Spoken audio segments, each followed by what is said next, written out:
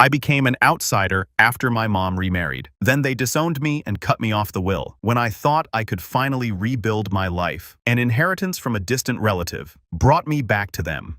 My life changed dramatically when I was 14. Around this time, my mother decided to remarry again, this time with a man whose previous marriage had produced a son. Jake, already 3 years older than me, was 17. Let's also admit that we didn't get along right away. The ink on their marriage certificate had hardly dried when the tension began to rise. At first, it was the tiny issues that arise when strangers are notified that they are suddenly family and brought together. Jake would leave dirty dishes in the sink, assuming they would clean themselves. Of course, I was the one who got a lecture from my mother or new stepfather about the kitchen mess. Alternatively, I would see my shampoo disappearing faster than usual, only to discover Jake with perfectly maintained hair that appeared to have resulted from using my favorite product. It was strange, but I felt upset by more than just Jake's antics. Tom, my stepfather, handled things in the same manner. I seemed to be the problem whenever things went wrong. He'd think I was responsible without even asking. Then there was my mom. She was too focused on making this new family dynamic work to see what was happening. She'd brush it off cover for Jake and pretend everything was fine. I could immediately detect the difference in expectations. Mom and Tom announced they were expecting a kid around a year into our difficult living situation. At that time, everything changed. Suddenly, everything revolved around the newborn. The house required renovations, and guess which room was chosen for the nursery? Exactly mine. I was shoved into a cramped, claustrophobic guest room with barely enough room for my possessions. It felt like a demotion, a clear sign of my role in this new family structure. A few months later, Nathan, my new half-brother, was born and quickly became the center of attention. Jake felt the same shift and grew even more entitled. He dropped out of college and moved back home, bringing with him a whirlwind of late-night parties and questionable pals who came and went at all hours. Tom dismissed my protests about the noise and trash, while my mother simply looked sorrowful, as if to say, "What can we do?" It was infuriating. I started spending more time at friends' places, anywhere I could find routine. My escape ended up being school. I stayed as long as I could, joining every organization and taking extra classes. It was more than just adolescent defiance, it was about survival. Home became a place where I always felt as if I was walking on eggshells, waiting for the next explosion. It was suffocating. One evening stands vividly in my mind. I got home later than usual to find the house utterly still. A note on the refrigerator indicated that they had gone out to dinner without me. I hadn't even been invited to this family supper. That note struck harder than I expected. I felt invisible, as if I did not truly belong, and it stung. Not shortly after my 18th birthday, everything almost broke. I felt Tom disliked me having any excuse to leave the house, despite the fact that I worked part-time. He repeatedly told me that it would jeopardize my academic progress. Then one evening, I returned home to discover my room utterly trashed. Jake hosted a party while my mom and Tom were gone, and my room suffered as a result of broken lamp alcohol stains on my project documentation. It was an outright breach of my privacy. I challenged them at breakfast the next morning. Tom responded coldly and contemptuously, "You should have been more responsible with your belongings." My mother simply sighed and whispered something about families coming together and letting go. I had finished letting things pass. Everything I did during those years seemed to be scrutinized, but not in a way that suggested concern for my well-being.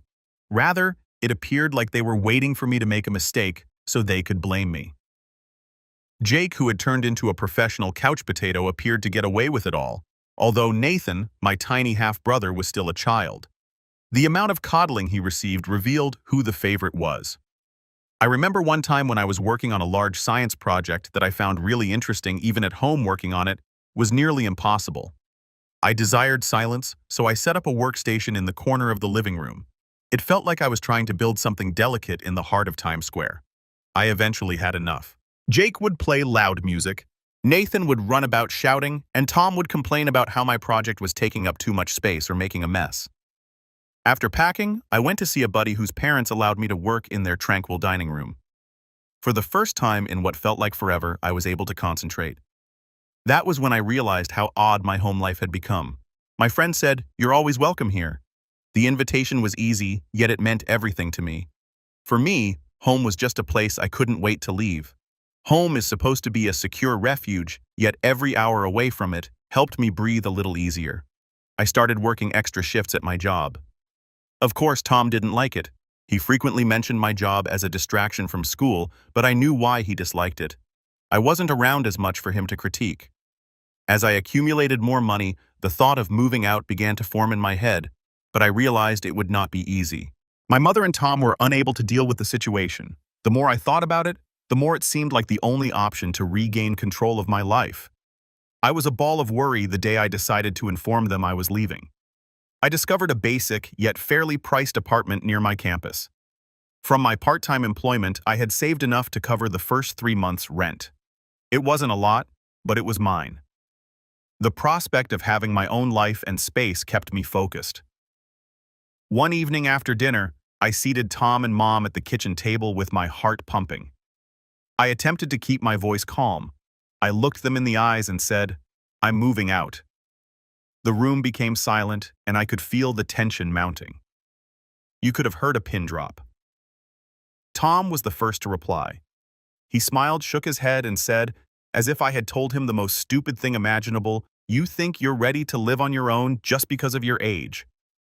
His voice was filled with amazement and a trace of mockery. At first, my mother said nothing. She simply sat there, staring down at the table, her expression unreadable. "I am ready," I said, attempting to sound more confident than I felt. The disagreement began when I stated that I needed my own room and had enough savings to cover it. Tom went on a rampage accusing me of being selfish and unappreciative and tried to avoid my responsibilities at home. "He looks up to you." You know, he continued attempting to guilt me into leaving Nathan behind, as if that were enough to keep me in a hazardous atmosphere. My mother's response was calmer, but no less devastating. She did not dispute with me like Tom did, nor did she attempt to stop me. She only continued to complain, saying things like, "Families stick together and you'll regret it if you leave," but I knew better. This was not about family, it was about control. I stayed put, not because I just desired my own space, but because I needed it for my emotional and psychological well-being. I felt like an outsider in my supposed home. I was tired of being held accountable for things beyond my control, and of attempting to fit into a family that had made it apparent that I was not actually a member of it. I spent the following few days preparing. Every item I packed into a box felt like a step closer to independence, even though it wasn't easy. My mother entered my room on the morning I was supposed to leave.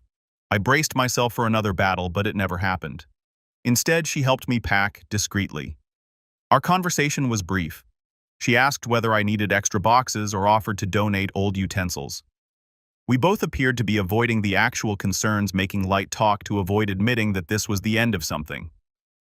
Later that day, when I locked the door to my new flat, I experienced an uncommon range of feelings, including relief, grief, excitement, and worry. I was now living completely on my own. It felt simultaneously liberated and terrible. The first few nights were the most challenging. The flat seemed overwhelmingly empty and quiet. I found myself longing even the disagreeable sounds of home, like Jake's loud music, Nathan running around, and Tom's incessant nagging. However, as the days passed into weeks, I grew to cherish the silence. For the first time in years, I could actually breathe.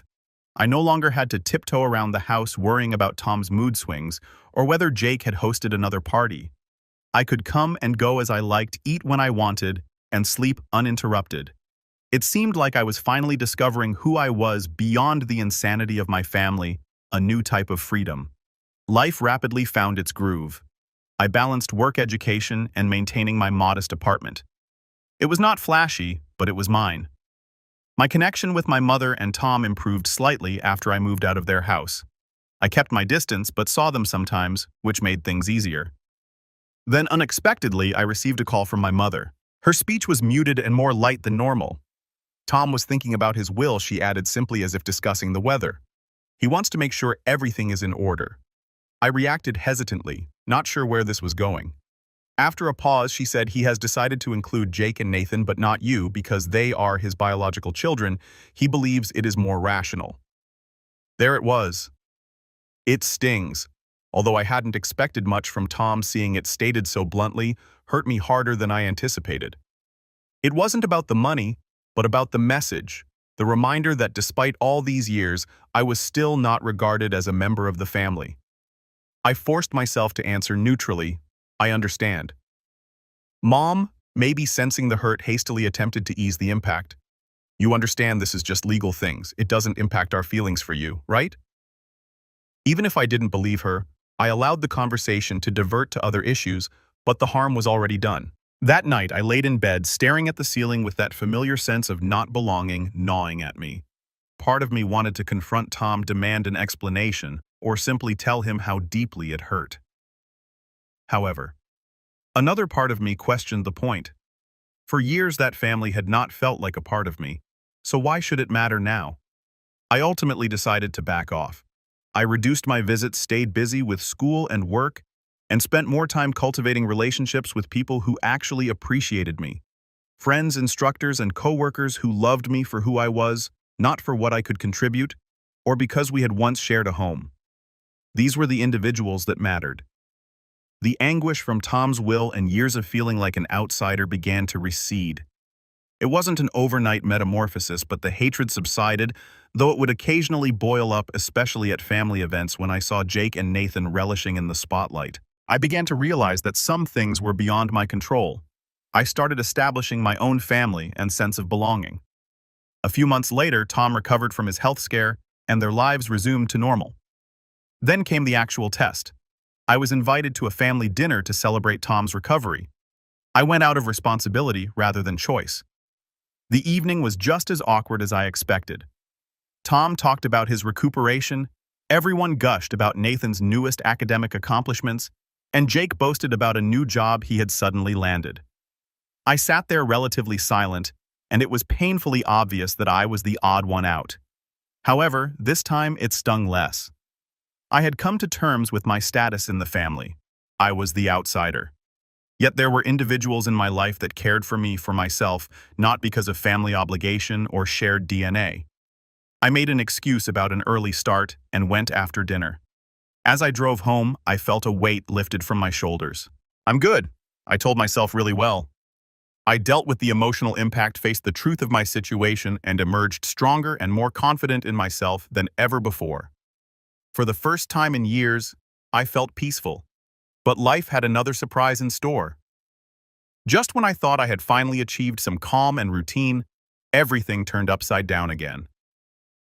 One afternoon, I got a call from a lawyer I'd never heard of. His tone was courteous and professional, but his voice had an almost apologetic aspect. "Am I speaking with Jessica Evans?" he inquired. "Yes, that's me," I explained, bewildered. "I'm calling Margaret Evans, your great estate." He explained, his tone slowly and measuredly. "She passed away recently and named you as the sole beneficiary."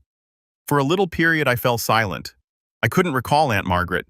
She was one of those distant relatives you'd hear of but never actually knew. She didn't have any children, and I faintly remembered my father mentioning her once or twice as someone who had helped raise him.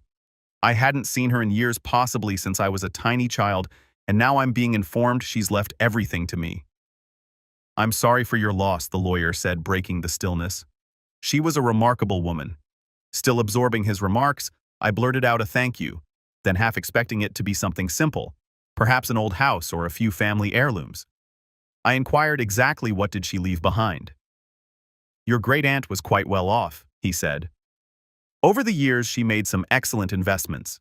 The estate contains various properties, a significant stock portfolio, and a trust fund worth approximately $3 million. My heart halted for a moment.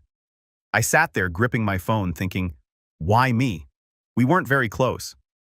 When I was younger, I paid her a few trips, but our relationship was never genuinely strong. My mind could not fully grasp it. The attorney then stated she left a letter for you. I will forward it together with the other documents. He noted that she went into greater detail regarding her decision. After we hung up, I sat there staring at my phone, trying to make sense of everything. Why did Aunt Margaret choose me to inherit everything? I scarcely know her. Was this some kind of mistake? The next few days were spent meeting with the attorney, signing paperwork, and discovering exactly what I had inherited. There were houses, stocks, and personal stuff in addition to the money. Aunt Margaret's letter, however, impacted me deeply. In it, she stated that she had always appreciated my independence and saw in me a reflection of herself at my age. She described me as determined, self-sufficient, and capable of creating a life of my own qualities she thought she lacked when she was younger. She wanted to offer me the opportunity to spend her riches for something meaningful. It was overwhelming. Here was this relative I barely knew who saw something in me that my own family hadn't noticed. She appreciated it and chose me. My initial move was to purchase a tiny home, though it wasn't lavish, it was mine, and represented a new chapter in my life. Thinking about long-term financial security, I also bought a rental property and invested the leftover monies. I spoke with a financial expert to ensure that I made sound judgments. It seemed weird. In the course of a week, my life had entirely changed. I no longer had to scrape by or wonder how I would make ends meet. For the first time, I felt truly secure and free. However, freedom brought a new set of challenges. At first, I didn't notify anyone about the bequest, even my relatives, given our tumultuous past. I knew the news would not be well received. I owe them nothing. But secrets have a way of getting out, and mine was no exception. It began with a cousin I hadn't seen in years who heard about the inheritance through legal means. My mother found out before I did, and the rest of the family soon followed suit. The phone call started almost immediately. First, my mother called in an unusually cheerful and inquisitive tone. She complimented me, then casually stated how difficult things had been financially for her and Tom. I sensed where the talk was going, and sure enough, the floodgates erupted. Tom called first, then Jake, and then some distant cousins I hadn't heard from in years. Each intimated in their own way that they needed a piece of my inheritance. Times are tough, they would say. My mother even commented, "You know how bad Tom's health has been," as if this explained their newfound interest in me. They all seemed to have forgotten about me, but only as a possible ATM. I was overwhelmed with requests for money loans and gifts. It felt like vultures were circling, waiting for their time to swoop down. I felt overwhelmed for a brief period. I considered quitting, questioning whether holding on to the request was selfish, but then I remembered all the years I'd spent feeling like an outsider in my own family, being blamed, discarded, and ignored. I had worked hard to earn whatever I had before this windfall. I had gotten it through college on my own without their help, and now that I had some stability, they wanted to take it away. When I was struggling, none of them volunteered to help. When my mother eventually inquired why I hadn't told her about the bequest sooner, I found the strength to reject the guilt and manipulation. I softly but firmly explained to her that our separation was both emotional and physical. I had been kept away, ignored, and alienated for years, as if I belonged nowhere in the family. This inheritance allowed me to live on my own without relying on anybody else. It is my life, I assured her, and I must live it in my own manner. I apologize if this offends you, but right now I need to act in my best interests. The outcome of that conversation was worse than I could have predicted. Mom accused me of being arrogant and inconsiderate. Tom interjected, chastising me about how families should treat each other. Nonetheless, I stood my ground. Over time, the calls got less frequent, and the demands for money ceased when they understood I would not give in. It was challenging, but extremely necessary. I had realized a sad reality about family. Sometimes the people you trust the most are the ones who bring you down. Knowing that I had protected myself brought me calm, finally. I decided not to let them dictate my life. This inheritance was about taking control of my own destiny and, more importantly, gaining the ability to live my life on my own terms. My communication with them became strained, but I'd become accustomed to it. Their approval was no longer required, and I was not bound to offer them anything. I had friends, mentors, and people who actually cared about me, not because of familial obligations, but because of who I was. The big surprise came from an unexpected source. My younger half-brother, Nathan. I unexpectedly received a clumsy handwritten note from him. "I'm sorry for asking for money. I miss you," he wrote in his untidy handwriting. Though little, this step meant a lot to me. Nathan, barely 14, was reaching out in his own way. After that, we started texting, little conversations about his school and interests, nothing too serious, but it was something. It was the start of a modest bridge between us. Even though I wasn't optimistic about reconciling with the rest of the family, I was creating a life for myself free of need of anyone else. For the first time in years, I felt completely free. However, the impression of tranquility was fleeting. Just as I thought things had settled down, my mother contacted me again a few weeks after Nathan's letter. This time she wished to talk things over. I could tell this wasn't going to be a chat about reconnecting or finding common ground, so I agreed to see her in public in the hopes of keeping things nice.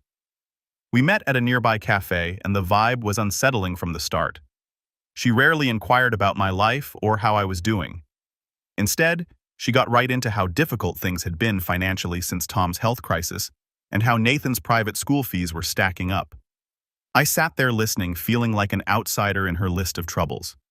It quickly became evident why she had requested to meet. She also added that they were thinking of upgrading the house, and that she really needed a vacation to relieve her stress. It was clear she was not there to heal our relationship. She was there for a single reason. Finally, I could not stand it any longer. I cut through the tension, saying, "Mom, just got to the point." She looked me in the eye and said without hesitation, "I expect you to write me a check for $1 million. I nearly choked on my coffee. "Excuse me?" I asked incredulously. She did not waver. "It is only fair technically since it came from your father's side of the family. All of that money should have been mine." I was shocked. Her entitlement and audacity were astonishing. She sat there casually demanding $1 million as if it was her birthright. I said bluntly, trying to keep my voice steady, "I'm not giving you $1 million. Her tone moved from entitled to plain angry, and her expression became severe. "You have always been unappreciative of everything we've done for you," she told us. Her remarks painted me as a criminal for not turning her the money she claimed she was owed. Without turning back, I paid the money and left the cafe. It still surprises me that my own mother attempted to guilt me into giving her money to which she had no right. What followed was even worse. A few days later, my mother started circulating rumors. She informed everybody who would listen that I had stolen the inheritance, saying it was rightfully hers, and accused me of hoarding it out of greed. Suddenly, relatives I hadn't heard from in years began calling either to support her or to pressure me into sharing the money. The hypocrisy was staggering, especially given that Tom had omitted me from his own will because I wasn't family. Even Tom got involved, writing me a long, guilt-ridden text about how I needed to consider the family and make more inclusive decisions. I reacted in a single sentence: "You didn't include me in your will because I'm not family." That shut him off for a while, but the drama did not end there. Things got heated when I received an official-looking letter in the mail. To my amazement, my mother was suing me. Yes, you read that correctly. She was suing me for a share of the inheritance, claiming that as my father's widow, she was entitled to a large amount of the money. I was stunned. Was my own mother dragging me to court? I could not believe it. At first, I was afraid of expecting a protracted and costly court battle. I called my attorney, who laughed after reading the letter. "This is a joke," he remarked, flinging the letter away. "The will is airtight." He next investigated the so-called attorney who had sent the letter. The phone number was disconnected, and the address on the letterhead was for a decrepit building under construction. It became evident that my mother and Tom had engaged a dodgy, most certainly fraudulent lawyer in a last-ditch attempt to terrify me into paying them money. While I was happy that the lawsuit was unfounded, I was also terribly disappointed. Their willingness to go to such lengths for my inheritance was surprising. They had tried guilt-tripping and manipulating me, and now they were making direct legal threats. I was done attempting to salvage any sort of relationship with them. I understood I needed some distance. After the legal jitters passed, the emotional toll hit me hard. I was exhausted, sleep-deprived, and the constant drama was affecting my mental health. That was when I realized I needed a vacation from everything. We decided to take a road trip after talking with some of our friends. Nothing extravagant, just a trip to a couple spots we'd always wanted to go but never got around to. It was just what I needed: time to clear my mind, escape the chaos, and most importantly, consider what I wanted for my future. As we began the road, I couldn't help but reflect on how much had changed in such a little period. A year ago, I was barely making it in a house that never felt like home. I now had financial security, my own home, and the freedom to make my own judgments without interference from others. It felt liberating, yet also bittersweet. Growing up, I looked to my mother and stepfather for guidance and encouragement. To me, family meant having someone who would always have your back no matter what, but through it all, I learned a terrible lesson. Just because someone is family by blood does not guarantee they are there for you in the ways that matter. Throughout the trip, I reflected a lot and realized that I didn't need their money validation or acceptance. I had everything I needed, and the relationships I actually valued were those I had formed with people who loved me for who I was, not what I could offer them. In little ways, my friends, colleagues, and even Nathan expressed more genuine care for me than my mother or Tom ever did. Following the trip, I decided to write letters to each family member who had attempted to influence me. I did it for me and not for others. It was my way of achieving closure, expressing what I couldn't say in the heat of the moment. In those letters, I detailed how their actions had harmed me and how, despite my desire to be a member of the family, I was constantly pushed aside. I wished them well and hoped they would move on just as I had. The only reaction I received came from Nathan. His letter was modest but sincere. "I appreciate you delivering the letter. I miss you. Let us get together sometime." It wasn't much, but it was the beginning. Nathan and I might one day develop something real, free of obligation or manipulation. As for the rest of the family, I had finally accepted that we were better off at a distance. The inheritance had served as a wake-up call, not just a financial boon, but also a revelation about my true family. It wasn't the folks who raised me, it was those who supported me when I had nothing to offer but myself. Looking back, I don't have any regrets.